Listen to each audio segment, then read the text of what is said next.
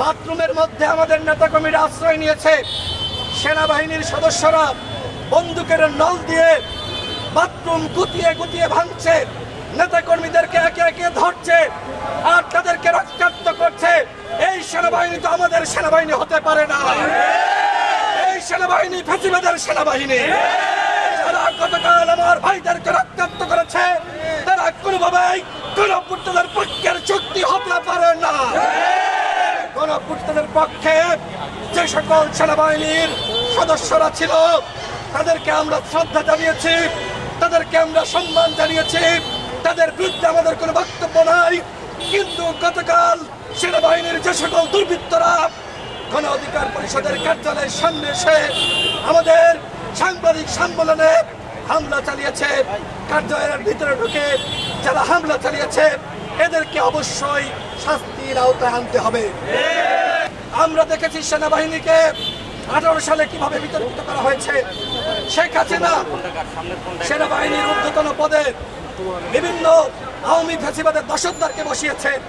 সুতরাং তাদেরকে সেনাবাহিনীতে রেখে কোনোভাবেই এই সেনাবাহিনীকে দেশের জনগণের পক্ষে কাজ করানো যাবে না। সেনাপ্রধানকে বলবো, আপনি সেনাবাহিনীর মধ্যে যারা ফ্যাসিবাদের দশর আছে তাদেরকে ওই জিয়াউল আহসানের মতন চাকরিচ্যুত করুন। জনগণের কাছে আপনি তাদের নাম প্রকাশ করুন।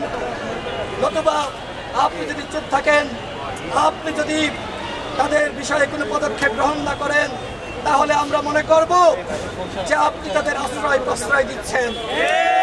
আমরা সবসময় সেনাবাহিনীর প্রতি আমাদের উদারতা, আমাদের শ্রদ্ধা, আমাদের ভক্তি ভালোবাসা ছিল এবং থাকবে। আমার নিজের পরিবারেও সেনাবাহিনীর সদস্য রয়েছে, আমার অসংখ্য আত্মীয় স্বজন সেনাবাহিনীতে রয়েছে। শুধু আমার না, আমাদের প্রত্যেকের পরিবারে সেনাবাহিনীর সদস্য রয়েছে। সেই সেনাবাহিনী কলুষিত হোক, সেনাবাহিনী বিতর্কিত হোক, আমরা তো সেইটা চাইতে পারি না। আর সেই বাহিনী ফ্যাসিবাদের পক্ষে অবস্থান নিয়ে, জাতীয় পার্টির পক্ষে অবস্থান নিয়ে আজকে আমাদেরকে হামলা করবে, সেনাবাহিনীর বিবৃতি আমরা প্রত্যাখ্যান করেছি।